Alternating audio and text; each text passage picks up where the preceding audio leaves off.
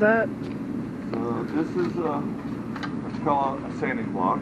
Okay. This one has flexibility to it. It's for straight blocking, but with something that has a slight curve to it.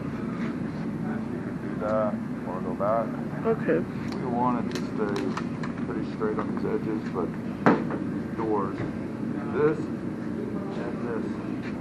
So a completely straight block with just sand squared edges into it.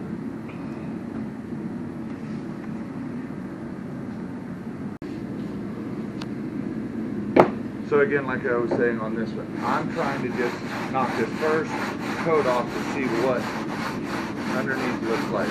Good, bad, ugly.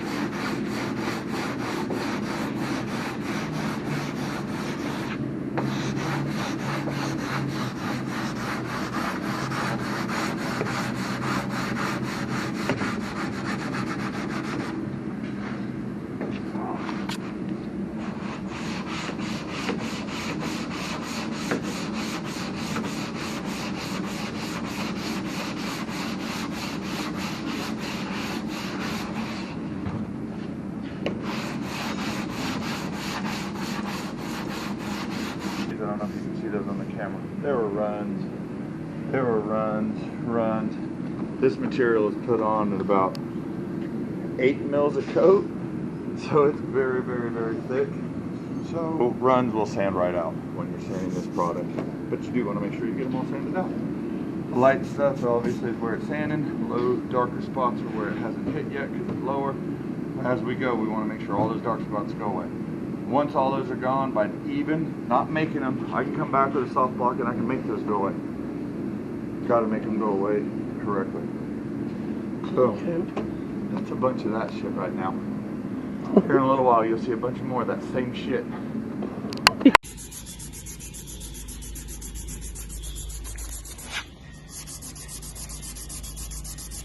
That looks tedious. Mm-hmm. So you see that powdery, that black stuff, instead of the spray on guide coat, this is a powder guide coat. I wipe on, it shows me where I'm high and low instead of guessing. And I also draw myself little lines. So I want that to be as close to even as I can. See where it crawls? That means that that's high. So I need to bring it down, but this is just getting me across to see where I start at.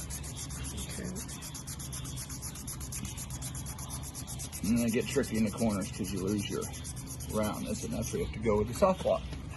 But at the right time. Can't start with it. Switch over here.